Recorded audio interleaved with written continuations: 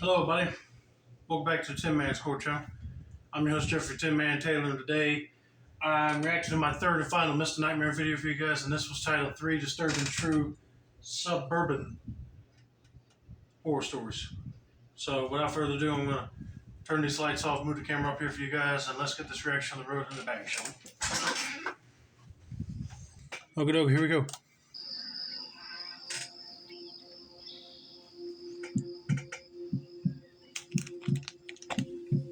This happened several summers ago when I was still living in my childhood home with my parents. Okay. I was 17. One random weekend, my parents went away for a few days without taking me with them, which was pretty much unheard of. They're the kind of people who are always at home, constantly keeping the house in order and rarely ever taking time away for themselves.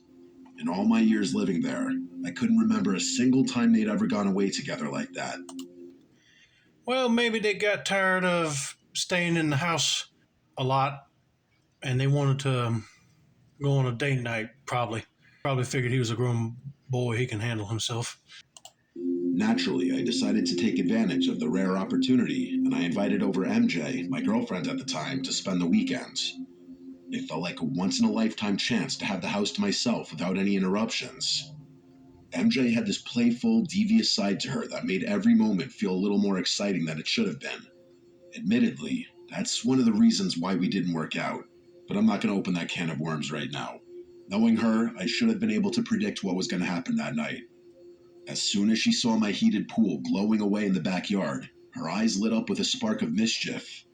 She told me we should skinny dip, grinning like it was the most obvious idea in the world. I told her my neighbors would see, but she pestered me and made the very good point that we'd probably never get the chance again.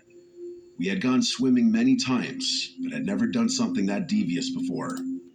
That would be a concern for me too, because if you do that, your neighbors might happen to be outside and they see you in your pool naked, then they might alert your parents when they get back home about what you just did.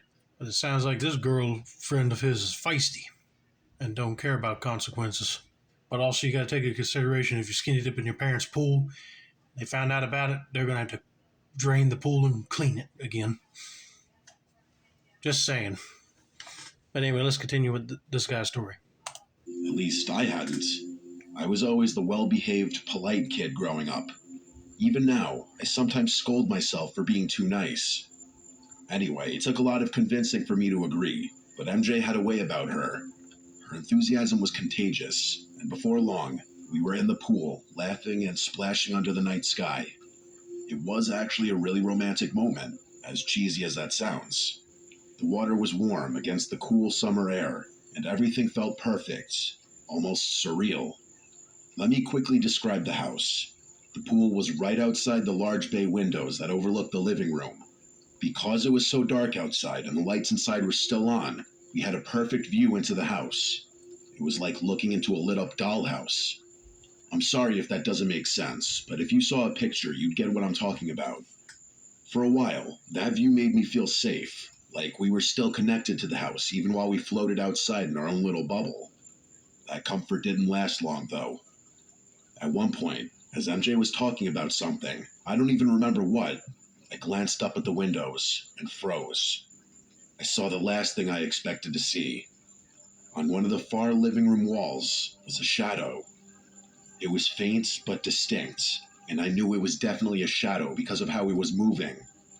I watched in horror as it moved out of sight, like someone was walking deeper into the house. My heart started pounding. I felt a surge of panic, but I didn't want to scare MJ. I whispered to her that we needed to get out of the pool. She didn't question me.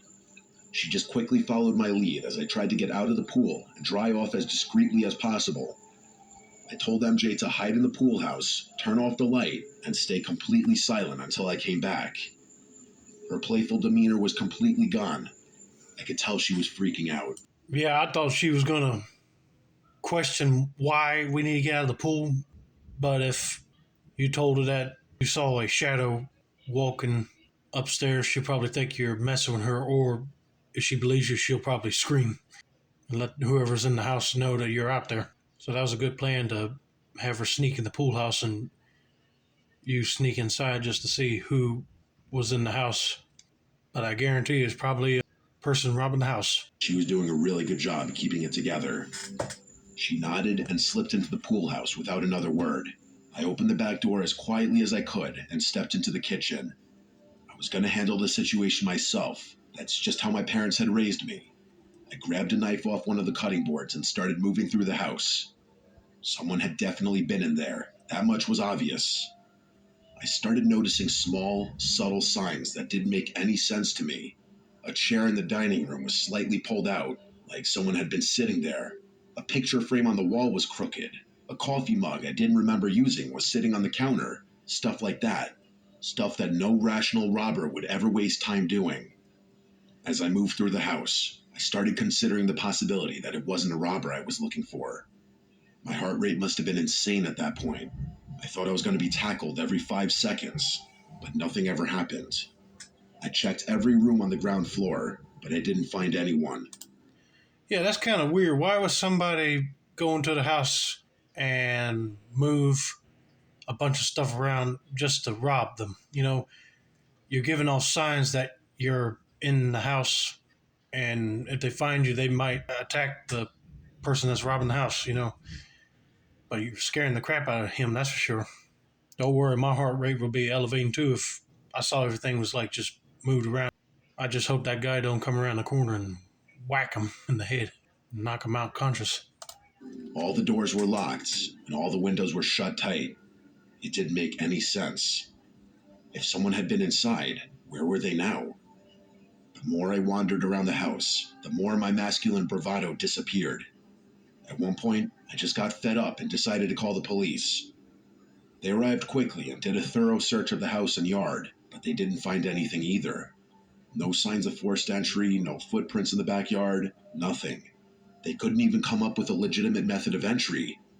One of the officers suggested I might have scared off whoever it was, but I wasn't convinced. At a certain point, it was too late at night to do much else. The police left. MJ and I were too scared to stay in the house, but we didn't have another option. We locked every door, barricaded the bedroom, and tried to get some sleep. Around 4 a.m., I woke up to the sound of creaking floorboards above me.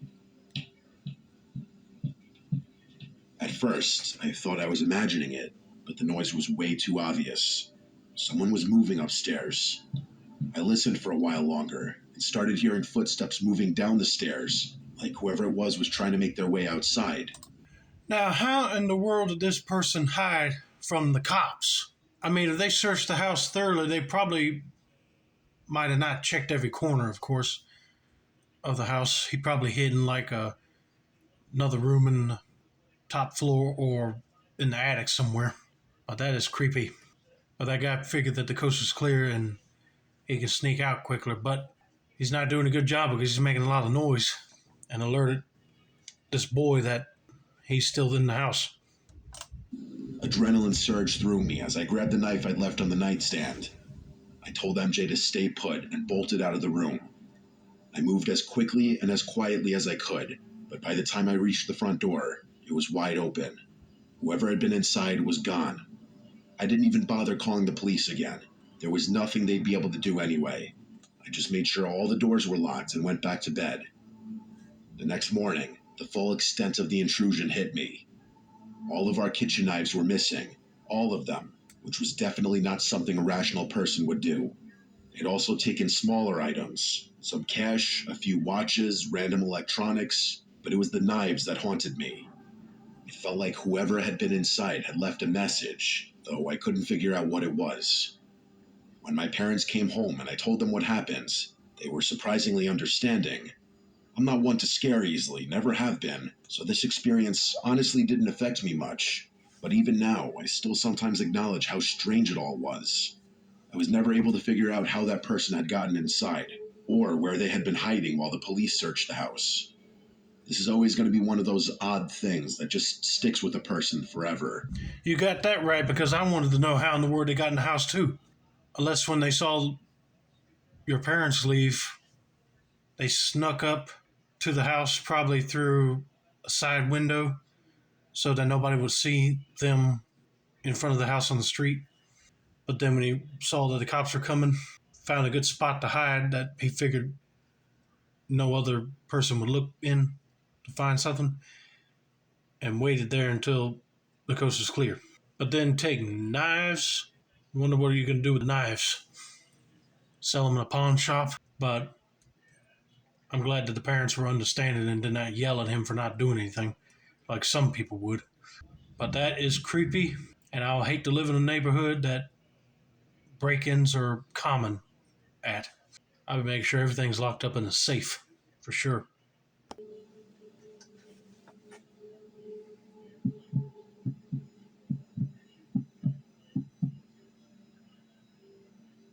This happened last year during Hollywood Bash weekends. I go to Rowan University, and for anyone who doesn't know, Holly Bash is Rowan's big spring festival, kind of like our own mini Coachella. It's held every April on Hollybush Green, right near the historic Hollybush Mansion. There are carnival rides, food trucks, lawn games, and a concert with a surprise headliner. Oh, that sounds like an awesome event to go to. But he got me hooked when he said mansion. I would like to take a tour of those historic mansions that they got on historic site registries. And if it's a museum, I want to look in it. But I'll definitely enjoy the carnival food and music. The whole campus shows up. It's supposed to be the most fun day of the year. I was a sophomore at the time, and like a lot of other students, I stayed out late that night. Rowan's in a pretty quiet suburban neighborhood. Glassboro doesn't really feel dangerous, even at 2 in the morning. That's probably why I didn't think much of it when I left my friend's dorm and started walking back to Chestnut Hall alone. What I didn't know was that earlier in the night, around 12:30 a.m., a group of masked people, like 10 of them, maybe more, had been seen banging on doors and riding bikes around campus, including outside Chestnut. I personally never saw that firsthand, but apparently it was alarming enough that people were posting about it online while it was happening. I didn't check any of that stuff. I was just trying to get back to my dorm. So it's about 2:30 a.m. I swipe into Chestnut Hall, go inside, and I'm walking towards the stairs when I notice someone sitting in the lounge. That alone isn't weird. It's a college dorm. People are up all the time. But the guy was wearing a mask. Not a COVID mask. Like a full-on black ski mask. Okay, that'll be a sign of concern. If you're right next to a wall that divides you from that person, hide behind it and dart to a room and call campus security quick. Because it seems like that person is planning on causing trouble at that dorm. Like probably planning on breaking into each room to steal some stuff. You never know. And he wasn't doing anything. Just sitting there, dead silent. It took me a second to process. I actually paused near the entrance of the lounge, kind of frozen. It didn't make sense. I had no idea what he was doing there or why he was masked, but it genuinely freaked me out. And then, he jumped off the couch and turned towards me in one quick motion. I didn't even think. I ran down the hall and ducked into the nearest bathroom, locking the door behind me. I must have stayed in there for at least 5 minutes, long enough to hear the hallway go completely silent again. I didn't want to seem paranoid, but my gut was screaming at me. Eventually, I cracked the door open and peeked out. No one was in the hall. I thought maybe he had left. I stepped out. I didn't want to sprint and freak myself out even more, so I just walked toward the other exit. That's when I saw him again. He was still in the lounge, still masked, and this time he was directly across from where I had to walk. Oh, crap. That ain't good. You pausing all of a sudden made him aware that somebody just came in, and when you darted to the bathroom and locked it, and he didn't know where you went, he was going to wait at the other exit and see when you come out and grab you. He was probably waiting on somebody else. Who knows? But that would be creepy. At this point, I'd be trying to find the other exit and go down that way to not run into that masked man. His bike was leaned against the door, and there was a chair wedged between the wall and the frame, like it had been jammed there on purpose. I had pepper spray on my keychain. I pulled it out and held it in front of me. I didn't aim or threaten him. I just showed that I had it, hoping it would be enough. My heart was pounding so hard I could hear it in my ears. I walked past him. He didn't try to stop me. He didn't even flinch. It was like he wanted me to see him, like the fear was the whole point. I didn't look back. I pushed the other door open and left the building. I was halfway to Magnolia when I heard the sound of bikes behind me. 3 more masked people rode up next to me. They didn't touch me or try to grab me, but they were heckling me, laughing, saying things I couldn't make out. I know that sounds pretty harmless on its own, but a few of them were waving around what looked like guns, which was the part that freaked me out the most. I guess they could have been fake or airsoft guns even, but it was clear that they were trying to intimidate me. I tried to ignore them, but I could feel how close they were riding, just barely out of arm's reach. I made it to Magnolia and texted my friend to come meet me outside. He walked me back to Chestnut, and that made me feel a lot safer. Luckily, the bikers were gone by then. I didn't call the police that night. I wasn't hurt, but I was really scared. I can't even fully explain why. It wasn't until the next morning that I told my mom everything. She ended up reporting it, and later that night, some of my guy friends texted me that they'd also been approached by a group of masked guys, and a few of them had pulled guns. Nobody was hurt, but it was enough that campus police started taking it seriously. I've heard a lot of rumors about who those guys were. Some people think it was just a bunch of local kids trying to scare people. It's just the gun detail that freaks me out. It's likely that a group of armed non-students had somehow made their way into my dorm that night, the place I live. I've been scared to walk home alone ever since. Nobody should be scared to leave their dorm and go into where they need to go at university just because these darn masked idiots had to show up. Thankfully, not only this student's mom reported it, but some other friends of hers reported it as well.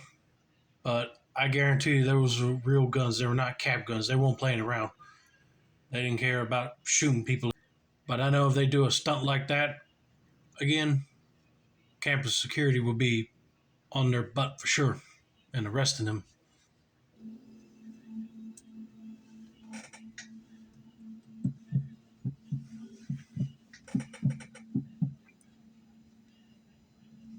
This story happened 2 summers ago, back when I was still dating Amanda. I've kept it to myself for a while, not because it's embarrassing or anything, but because I didn't want to risk unintentionally doxing her or her family. Now that we've been broken up for over a year, I think it's safe to talk about it. At the time, Amanda was working as a camp counselor for a summer program in the city. It wasn't exactly close to home, about a 25-minute drive from her quiet, wealthy suburban neighborhood. But she loved the job for reasons I still don't fully understand. I always thought it was a little beneath her, especially considering her aspirations in life. But I wasn't going to be a jerk and outright say that. Her house was exactly what you'd picture for a family in that kind of area. Big yard, 3 stories, high ceilings, and enough space to host just about any event. That's why when the camp counselors were deciding where to host their end of summer party, Amanda's house was the obvious choice. Yeah, I wouldn't say anything bad about what job your girl is working in, dude. I know she was living in like a nice high end house, but if she found a job that she likes to do, let her do it until she follows her dreams into something else. But also, I'll be kind of weary and scared if my daughter wanted to have a party in our nice house.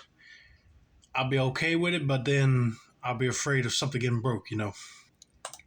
I'm probably making it sound like that was the first time she hosted camp-related parties, but that's not really the case. It just so happened that it was my first time experiencing one since I hadn't been dating her the previous summer. Her parents were out of town that weekend. They were always out of town, really. I don't want to get too deep into it out of respect, but Amanda's family dynamic was odd. Her relationship with her parents more closely resembled that of 3 colleagues rather than 3 family members. Everything was very transactional, and it was blatantly obvious to any onlooker that all 3 of them were versions of the same narcissistic, insecure person, even though they despised being compared to each other. That description's honestly a little harsh. Her dad was pretty chill, and I honestly missed the guy. But, feelings. Anyway, the party was packed. Dozens of people crowded into the house and spilled out into the backyard. The vibe was lively and fun, and most of the guests were friendly and easygoing. Well, except for one guy, Pete. From the moment he showed up, I had a bad feeling about him. He was loud, overly confident, and spent way too much time talking to Amanda. It wasn't just small talk either, it was full on flirting. He wasn't even trying to hide it. I felt disrespected, but I didn't want to make a scene. Amanda and I had been dating for a while, and while I trusted her most of the time, she had a bad habit of being a little too friendly with other guys. It would sound rude just to walk up to them while they're talking and try to jump in the conversation because then your girl will think you have mistrust issues. So just keep an eye on her, but make sure she don't fall into no romantic charms that this guy might be passing off to her. But let's just see what happens next, shall we? It was a sore spot in our relationship, and I knew bringing it up would only cause problems. I didn't want to come off as insecure, so instead of confronting Pete directly, I came up with a different plan. I started acting overly friendly toward him. Every time he finished a drink, I offered him another. We talked, laughed, and before long, Pete was drinking faster than he probably should have been. I don't exactly have the build of a heavy drinker, but the Irish and Mexican in my blood means my alcohol tolerance is always going to be absurdly high. My plan was to get him so wasted that he either made a fool of himself and the problem took care of itself, or he fell asleep and the problem took care of itself. It was a win-win. I was kind of surprised to discover that my plan had actually worked, and sooner than expected, too. By midnight, he was passed out on the basement couches, drooling into a pillow. I was smug about it, but Amanda saw right through me. She accused me of doing it on purpose, which I denied. After some tense back and forth, I finally admitted that I may have played a small role in it. We argued a little, but it wasn't anything serious. Just another disagreement to add to the pile. Still, I couldn't shake the feeling that my petty stunt had put a damper on the night. As the party wore on, the house got louder, messier, and more chaotic. I needed a break, so I stepped outside to get some air. The driveway was cool and quiet, a nice contrast to the noise inside.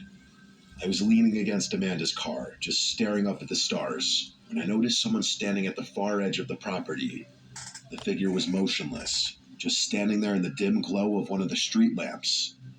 I squinted, trying to make out who it was. When they didn't move, I decided to approach them. It was probably the liquid confidence that made me do it. I don't think I would have done it otherwise. I asked, "Hey, can I help you?" Trying to sound friendly, but a little assertive. The figure took a few slow steps towards me before stopping. It was definitely a man, that much I could tell, but I couldn't make out any notable features since it was so dark. He didn't answer my question. Instead, he asked, "Are your parents home?" The question threw me off. It wasn't just what he asked, it was how he said it, like he already knew the answer. Before I could respond, he repeated his question, this time name-dropping Amanda's parents. He knew who they were. That was enough to turn the unease I'd been feeling into full-blown suspicion. I lied and told the guy my parents were inside, even though part of me thought he knew I didn't live there and that I was lying. Still, I thought maybe I could deter him from doing whatever he was going to do. The guy nodded and just said okay, before turning and walking away. I expected him to head to a car or another house, but he didn't. Instead, he walked straight down the street, disappearing into the darkness. I watched him for as long as I could, but it was too dark to tell where he went. Something about it didn't sit right with me, but I tried to brush it off. I went back inside and ended up in the basement playing ping pong with a few other people. Amanda had a pool table upstairs, so most of the crowd was up there, leaving the basement quieter. I didn't feel like being my usual fun, social self, so I preferred the quieter atmosphere where I could actually hear people talking. At some point, I heard the doorbell ring. At first, I didn't think much of it. This was a party, after all, so people coming and going wasn't anything out of the ordinary.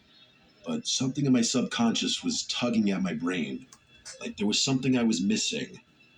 As I stood there, mindlessly slapping a ping pong ball around, I realized what it was.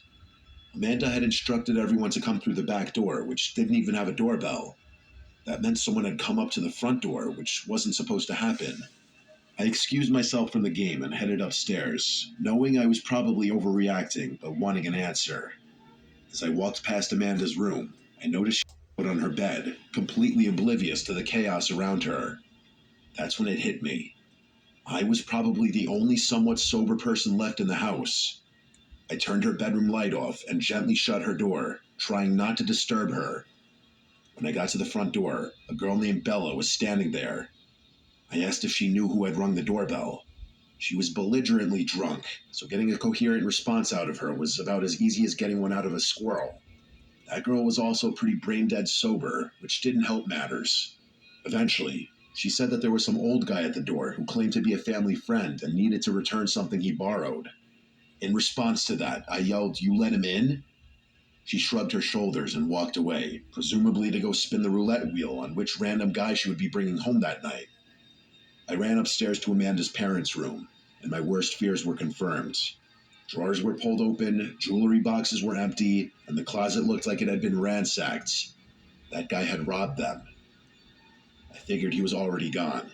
I mean, the jewelry boxes were empty, the drawers were ransacked. It looked like he had taken what he had come for.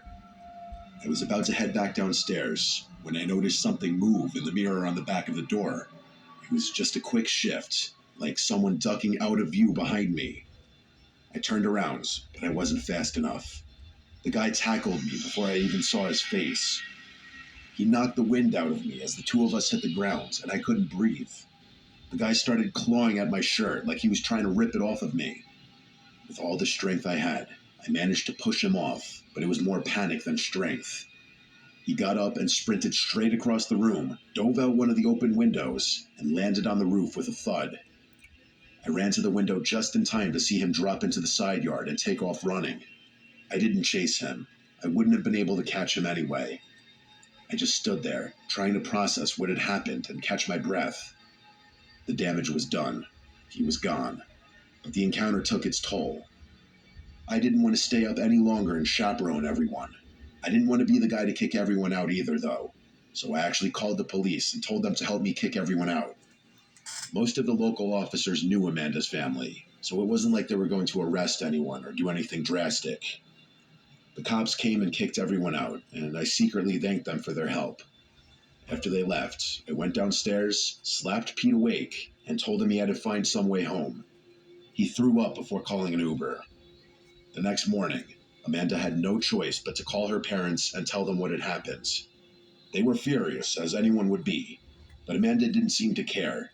She had always been rebellious, brushing off authority like it was beneath her. They didn't even bother calling the police. The house had no cameras, and they figured it would be a waste of time. I'm still not sure how that guy knew Amanda's parents weren't home. Part of me thinks whoever robbed them knew them in some capacity. Looking back, that night revealed more about Amanda than I wanted to admit.